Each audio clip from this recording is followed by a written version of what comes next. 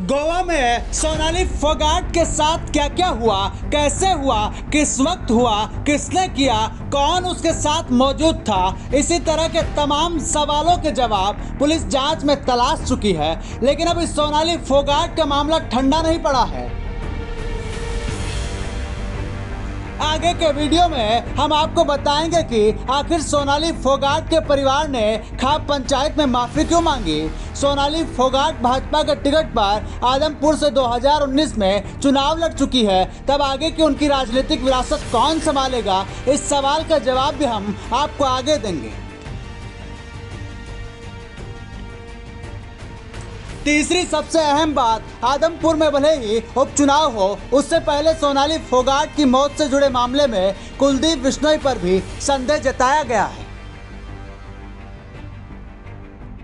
अगली चंद मिनटों में हम आपको इन 3 सवालों का जवाब देंगे। सबसे पहले बात करते हैं कि आखिर सोनाली फोगाट की बेटी और परिवार ने माफी क्यों मांगी।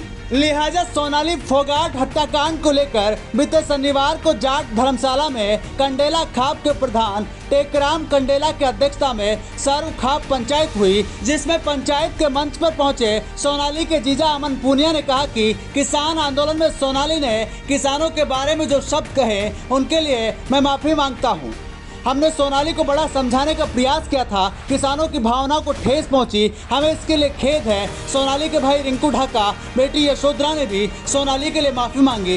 रिंकू ढाका ने कहा कि सुधीर सांगवान ने सोनाली से ये बयान दिलवाए थे।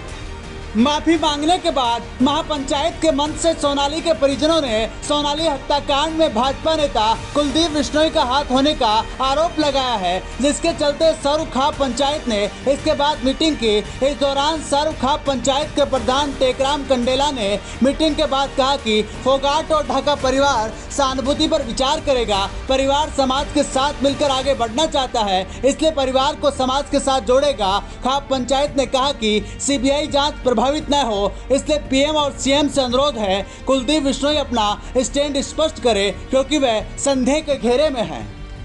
आपको बता दें कि सोनाली के परिवार द्वारा माफी मांगने और कुलदीप बिश्नोई पर गंभीर आरोप लगाने के साथ ही उनकी राजनीतिक विरासत पर भी बात हुई, जिसको लेकर सोनाली की बेटी यशोधरा ने महापंचायत मंच से घोषणा की वह नाबालिग है और अभी वह राजनीतिक विरासत नहीं संभाल सकती, इसलिए वह अपनी मौसी रुकेश पूनिया को राजनीतिक विरासत सौंपती है। उसने ये भी स्पष्ट किया कि उस पर किसी प्रकार का कोई दबाव नहीं है, उसकी मौसी शुभचिंतक है। सर्व खाप पंचायत ने राजनीतिक विरासत सौंपने के इस कदम को अपनी सहमति दी है। इसके बाद से ही सियासी गलियारों में आदमपुर सीट पर होने वाले उपचुनाव में सोनाली फोगाट की बहन रुकेश पूनिया के मैदान में उतरने की चर्चाएं तेज हो गई है। आपको बता दें कि सोनाली फोगाट ने साल 2019 के विधानसभा चुनाव में भाजपा के टिकट पर चुनाव लड़ा था। हालांकि तब वे कुलदीप बिश्नोई के सामने चुनाव हार गई थी, लेकिन अब बदली हुई परिस्थितियां और सोनाली फोगाट परिवार के साथ लोगों की भावनात्मक लहर के चलते आदमपुर विधानसभा सीट पर नया इतिहास रचा जा सकता है। इस बीच चुनावी समीकरणों के लिहाज से गौर करने वाला तथ्य ये भी है कि आदमपुर विधानसभा सीट पर जाट समाज का बाहुल्य है। गौरतलब है कि जैसे ही बीते दिनों कुलदीप बिश्नोई का कांग्रेस छोड़ने का जिक्र चला, तो इस पर सोनाली ने चुटकी लेना शुरू कर दी थी। सोनाली ने आदमपुर में आयोजित होने वाली बैठकों में कहा कि कुलदीप बिश्नोई अगर भाजपा में आते हैं तो उन्हें कार्यकर्ता की तरह रहना पड़ेगा।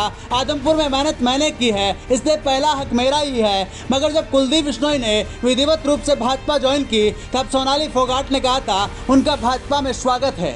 तब तक के लिए सोनाली फोगाट के परिवार की ओर से कुलदीप बिश्नोई को सोनाली फोगाट हत्याकांड मामले में अपना स्टैंड क्लियर करने के लिए कहा गया है, यानी कि इस जनसभा के जरिए सोनाली की विरासत संभालने वाली उनकी बहन रुकेश पूनिया।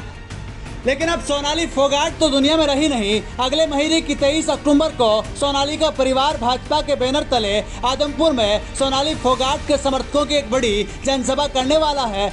23 अक्टूबर की जनसभा के बाद आदमपुर विधानसभा सीट के उपचुनाव में ताल ठोकने के स्पष्ट संकेत दे सकती है। ब्यूरो रिपोर्ट, संसार क्रांति न्यूज।